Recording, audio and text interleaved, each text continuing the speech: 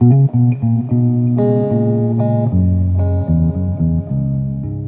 now we're ready to do some sewing, and I know my head's cut off a little bit. You're kind of just staring at this part of my face and my boobs. I'm sorry. I really want you to see the sewing machine, so I don't want to be up too high with the camera. I have my sewing machine here threaded with white thread, just plain white, and a denim needle, which I almost always have on there. I did get out a made by label. Because I used to do a lot of sewing. I have a lot of these, and when I do any kind of sewing, even if it's something I think I might keep, I usually stick a label in there, because you never know. At some point I might give it away or donate it, and, you know, I'd like them to know who made it. You never know. Might come in handy. I'm going to clip it up here so I don't put it away and forget it, because I've been doing that a lot the last couple days. All right. For right now, we're going to work on the denim, so we're going to set the lining fabric aside. And the first thing we are going to do is actually take our two outside pieces, which I'm going to use the lighter denim for. And the first thing we're going to do is put our handles on. So I'm going to figure out where I want my handles, and I am going to attach them I have the rectangle out long ways, because that's the width of the bag. And I'm going to just eyeball it and figure out where I want. Oh boy, I put my pins away. Where did I put them? Holy cow.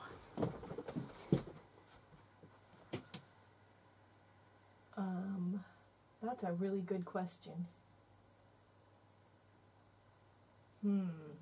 Oh, there they are. Found them. I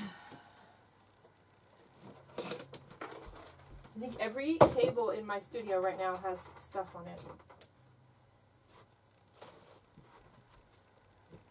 Okay. So pins. I'm not a huge fan of pins when I'm sewing, but you know, you do need them for some things. I also want to have the ruler. So I know my two sides of the bag are going to be about 6 inches wide, so I don't want to put my handles so far out on this square that the handles end up being like on the, yeah, that would not be good. So I'm going to put them about 7 inches in. That seems like a good number to me. And I'm going to pin it down. I'm going to make sure that it's about the same on the top and the bottom. And we'll do the same on this other side. Get both of your straps pinned down before you do any sewing. And you really want to sew them down before you do anything else.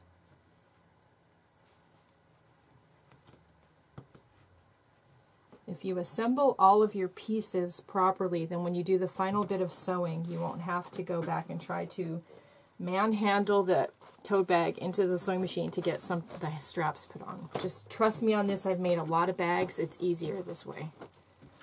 All right, so now let's do the other one. The one thing you want to do when you're putting these straps on and you're pinning them is make sure that you don't get the strap twisted and pinned down and then sew it and realize it's twisted. So you want to make sure it's going to be flat and straight.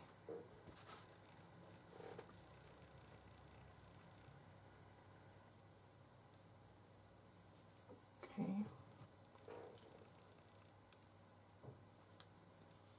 wonder if it looks funny. Let's see. I'll make sure I did these both the same. That's the other thing. Make sure you do them both the same.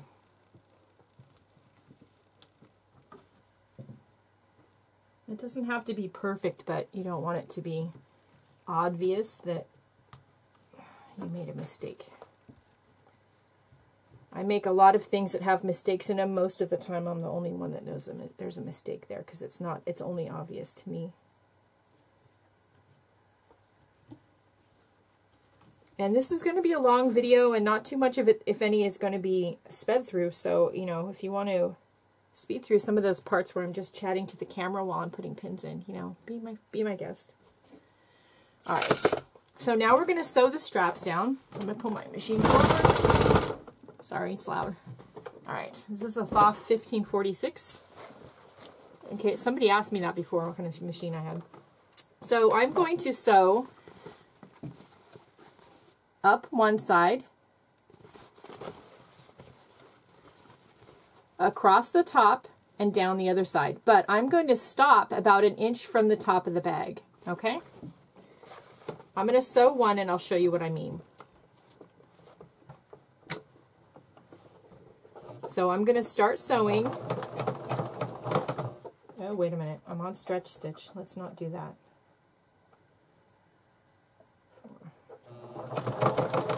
So I'm going to go back and forth a couple times before I get started.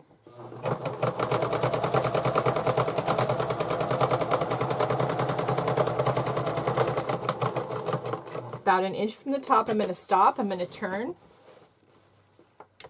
I'm going to pull my pin out. I'm going to go across and back. And then I'm going to turn it into a zigzag and go across a couple of times and then stop at the other side. This will give the top of your handle some strength. So if you have a tendency to really load your bags up like I do, this handle's not going to rip off. I load my bags up a lot. All right. So now I'm going to go down the other side.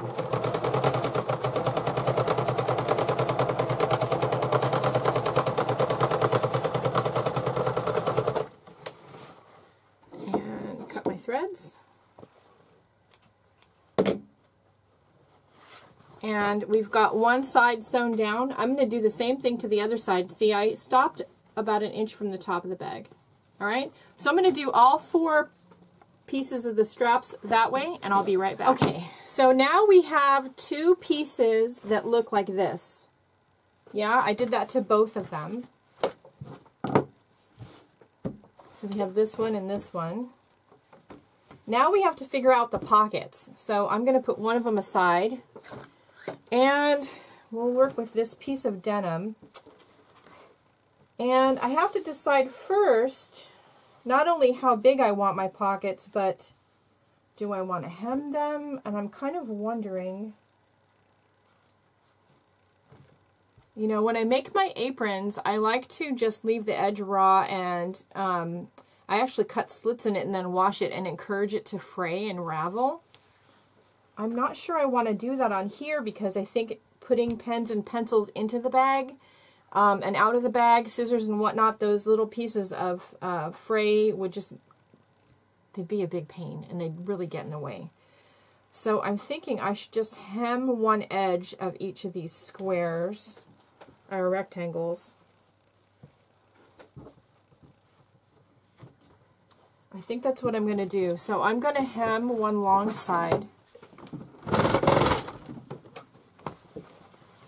of each one of these, and I'm going to just fold the raw edge under once and then under again. So under once and then under again, and then I'm going to stitch the whole thing down in just a simple straight stitch.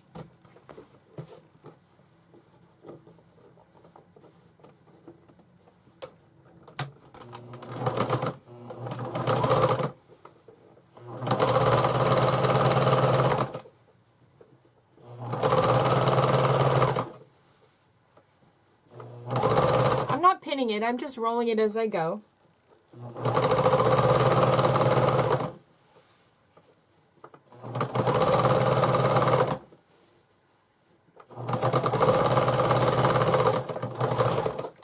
Okay.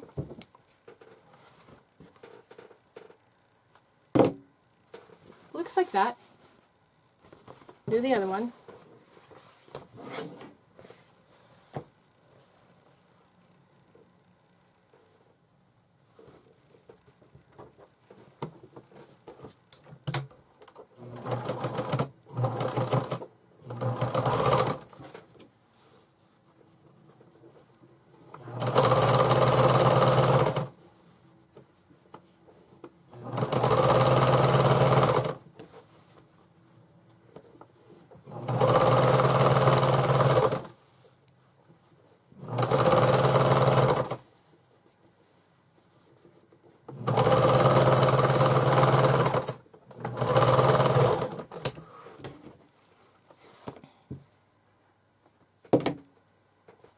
Okay, now if you want to paint your pockets or decorate them with scraps of fabric or ribbon, you probably want to do it now before you put the bag together. It would be easier. I am going to go get a bag I made a long time ago, and I'm going to show you exactly what I mean. I'm going to cut this little piece of thread off first. And I'll show you exactly what I mean. I'll be right back.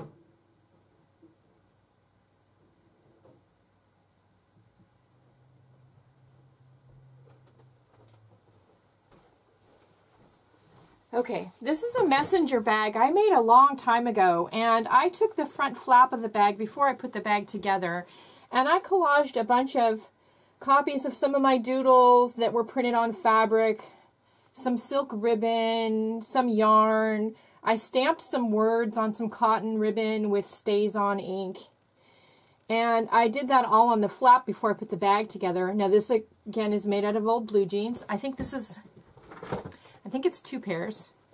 So I lined it with this pretty cotton batik fabric. It has a Velcro opening, and there's lots of pockets inside of this bag. There's lots of inside pockets in here on both sides, and it's really deep. And the flap actually has a hidden pocket where you can put some things. And then I took the back of the jeans and I put it on the back. So there's this big pocket and these 2 little pockets. And then I made the strap out of more jeans. The strap was really hard to sew. It's actually too thick and it was really a pain. And I actually spilled wax on it not long ago. That's what all that dark stuff is. So I gotta try to get that out. But anyway, if you want to do something like that to your pockets on this bag, you probably should do it before you do anything else. I don't know if I want to do that or not this time.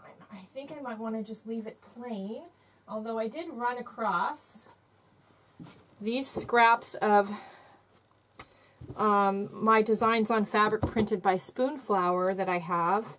Some old ones and some new ones.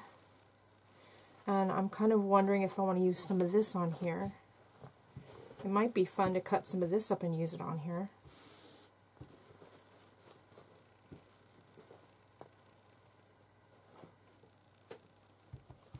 Maybe this one. This one matches my cell phone. And it kind of goes with the lining fabric. Let me figure out what I'm going to do. So I do think I'm going to decorate the pockets before I attach them. I don't have a plan. I'm just going to wing it.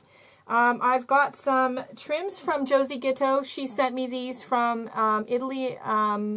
She collects a lot of little pieces of trim and thing. I think her sister has a bridal shop. And then in some Happy Mail and pocket letters lately, I've received some of this really pretty blue, I think it's seam binding. I haven't used seam binding in ages, but I think that's what that is. And then I have this really pretty purple trim. I don't remember who this might be from Victor. I don't remember. So I like the colors and the way they go with this little piece of fabric. The first thing I'm going to do is cut off the selvage on this little sample. It's a tad unattractive. I'm not going to hem it. I'm going to leave the edges raw. If they ravel, they ravel. I'm not going to worry about it. That adds a little character to the bag. But I don't want all this other extra printing on here.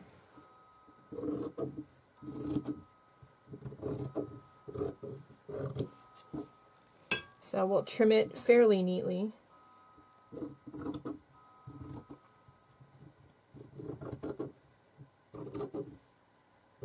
Okay. And then I think I'm going to cut it into squares. And we'll use 2 squares on each side of the bag. along with some of these trims.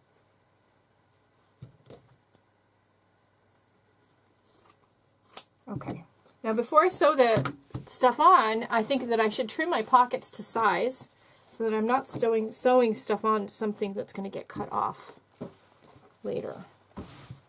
So we're going to lay these out, right sides together, and we'll get one of our bag sides, and we will see. I think I want my pockets to go up to about 1.5 inches to 2 inches from the top. I think that looks like a good plan.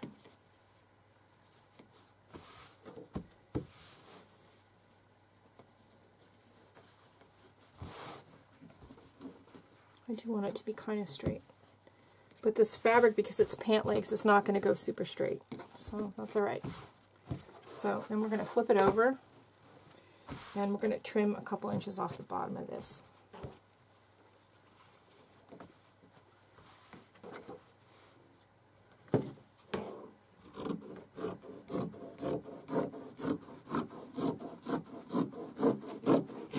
If you want it to be perfect, you should take measurements. You know, I'm just going to whack it off. All right, so now I've got my 2 pieces of pocket fabric. So now we are going to just do some sewing, and when I do these kind of fabric collage sewing things, I tend to want to put my needle down and not lift it up until I'm done. So, and I want to use this piece of blue ribbon on both sides, so I'm going to right away cut it in half so I make sure I don't use up too much on one side and I don't have any left over for the other. Okay. So I'm going to put the ribbon underneath the zipper foot, the presser foot. And we're going to get started. Make sure to go back and forward at the beginning and the end. I'm using a simple straight stitch.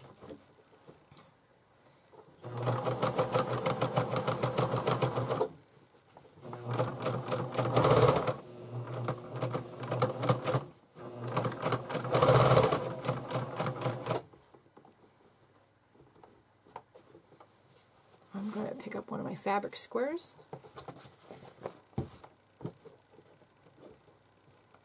Tuck it in.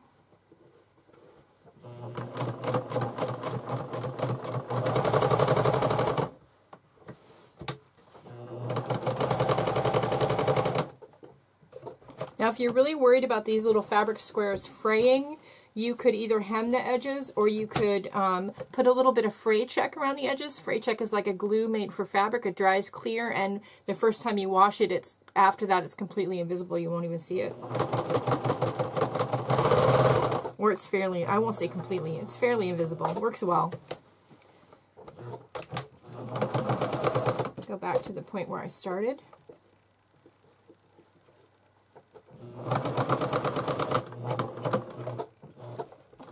Okay, and then keep going.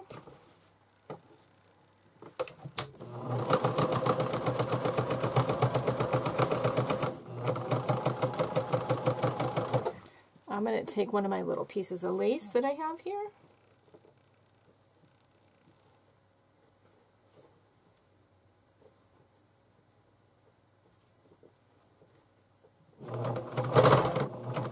I wasn't sure for a minute there how I wanted to put the lace on, but I think I got it.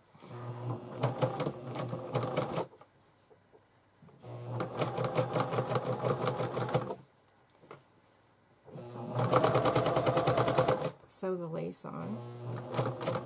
I'm going to cut off a hunk of it to use on the other side.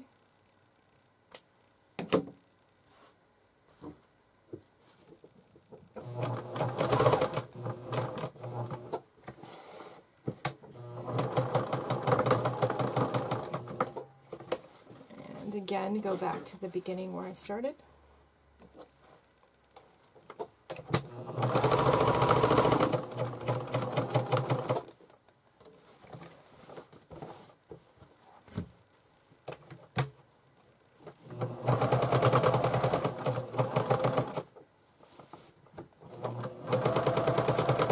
going to try to create a spiral with the ribbon.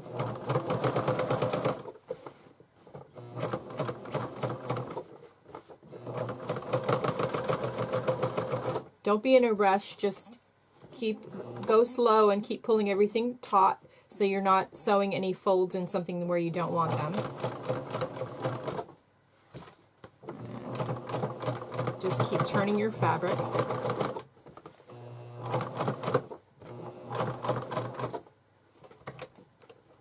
Push my lace down.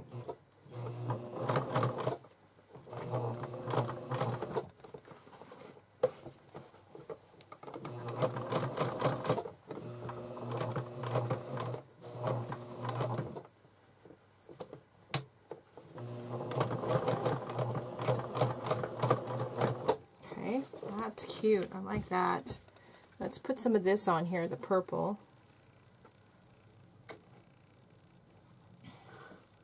Actually, I think I'm going to stop here and lift up my presser foot. Trim everything.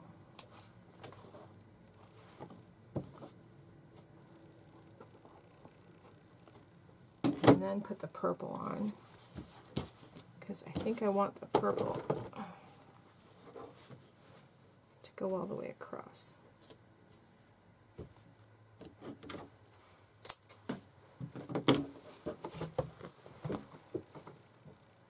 All right.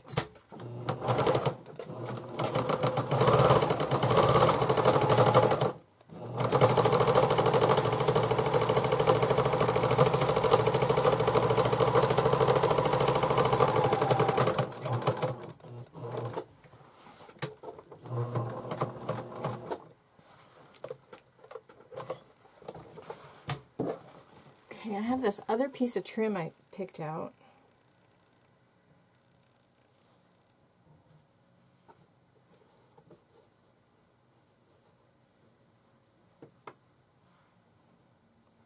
I don't know if I need it on here. Just because I picked it out doesn't mean I have to use it.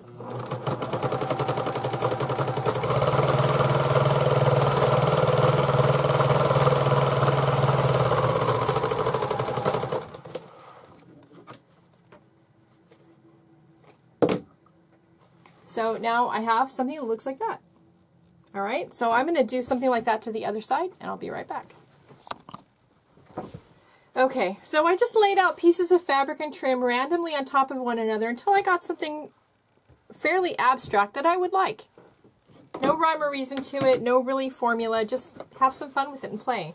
Now I want to pin my pockets to the outside of my two sides of my bag. So I'm going to do one at a time. The only trick to this is I want the top of my pocket to line up on its coordinating match on the other half of the bag. So hopefully they'll kind of be even. So let's see how far that is. It's just like 1/16 of an inch shy of 2 inches. So I'm going to try to make all of them that way. That way they should all line up.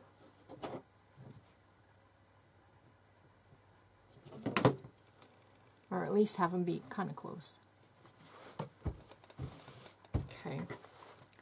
And I'm going to put a couple of pins across the top just to hold everything in place.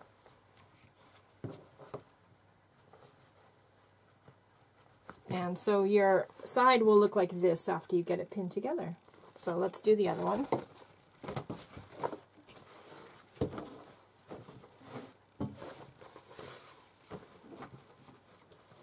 And we're almost ready for assembly. Woohoo! All right, let's get this measured. Right about there.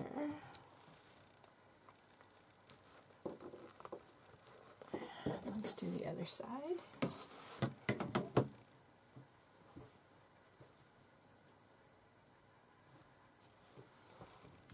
It's a really great metal ruler I've had for a really long time. I actually got it from my dad.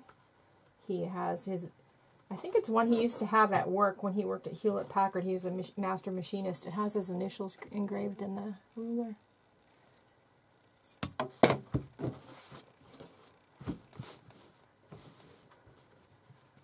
So thanks, Dad. Still have your ruler you gave me. He's still a machinist, but now he mostly does, he's retired, and now he works as an auto mechanic. When he does work. Okay. So now we are going to sew our pockets down to the side, and I am not going to worry so much about sewing these edges as I want to make sure I actually form my pockets now. Now with the Canvas Riggers bag, it had 3 big pockets and then a bunch of little tiny pockets, and it was really the little tiny pockets I found kind of useless. I like the idea of having 3 big pockets, and I think I'm going to use my bag handles as a guide of where to sew the pockets so that I'll have one big center pocket between the 2 handles. There we go. So between the 2 handles, and then I'll have 2 smaller pockets on the 2 sides, and those pockets will kind of wrap around the side of the bag, which is fine. So I may do 2 small pockets. Let's see. Take back some of what I just said. Okay, so about 3 inches in from the side, I'm going to put a pin going straight down because that's where I want one pocket seam. I'm going to do that on both sides.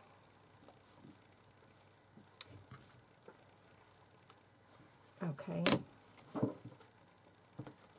And that will leave me with some long, skinny, like pencil pockets on the 2 short ends of the bag when it's done. And then I want to take this other part and I'm going to place a pin on the inside of the handle here, and that's where my other seam is going to be. You'll see what I mean in a minute. I know that sounds confusing even to me.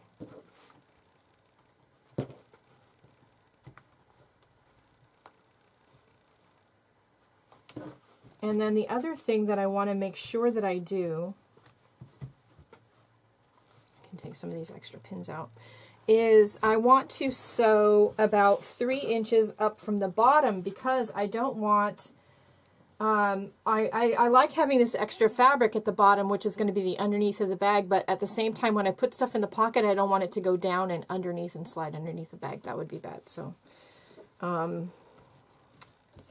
about 3 inches up from the bottom, we want to sew a seam to close that off so things can't slide all the way down.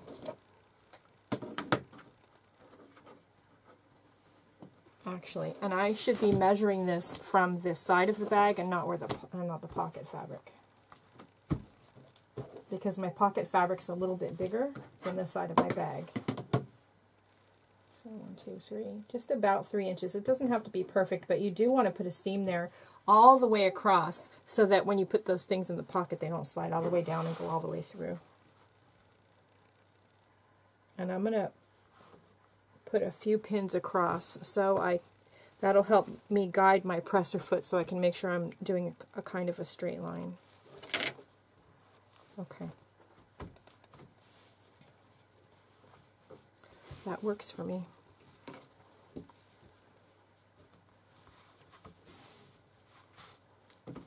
All right, I'm going to pin the other one and I'll be right back.